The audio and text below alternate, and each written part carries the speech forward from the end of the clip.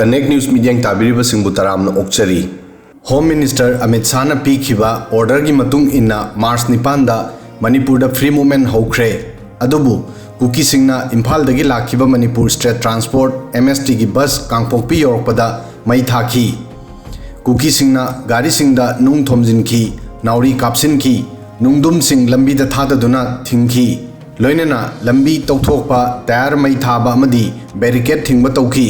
Masida security force singna Kuki protesters singda lathi charge tauki amadi tear gas kapki. Thoudok asida ama laikhide aduga Kuki nupi kya asopan thoki.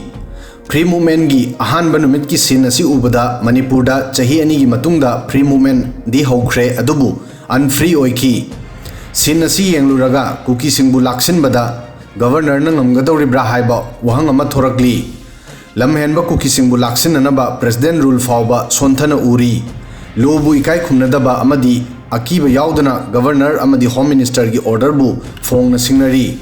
Kukisingna makhoina taliba demand separate union territory asi hana phangdriba fawba free movement Manipur da tawba yaro haina mugli amadi athingba thamli.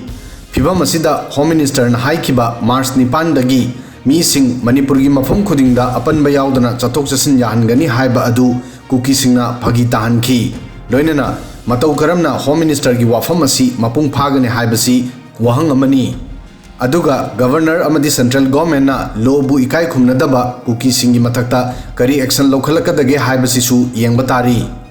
Mamang chahi December da former CM N Biren na Imphal dagi Kangpokpi amadi Churachandpur fawba public bus service hongnana bahonaki.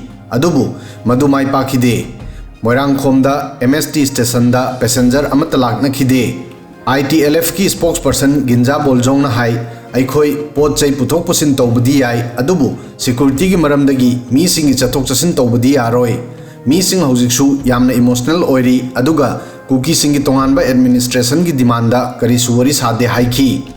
Aduga atopa nakal amada media reports ki matung inna Home Minister na handak Governor AK Balla amadi state ki atopa maru oiba official singa loinana Houkhiba security review meeting da Amit Shah na haiki madudi Manipur gi Kuki-Zo singna namna taba mafam singda union territory gi status da separate administration gi demanda center na khannaroi amadi masida karigumba makhal amatagi deal tawba yaroi.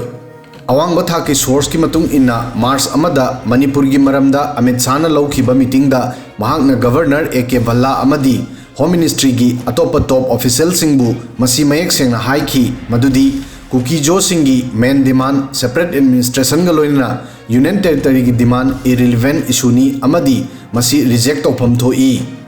Home Minister na meeting da masi so haiki madudi center ga loinana suspension of operation su agreement sign tawnariba armed group ki members sing public place da nongmai paiduna chatpa urabadi makhoi gi designated camp sing da halakna ba haigadabani amadi karigumba public place da khulai paiduna chatpa urabadi makhoibu strict oina deal tawgadabani haiki. Asumna lamhenba amadi lobu ikai khumnadaba Kukisingbu laksinbada president rule fawba sonthana uri.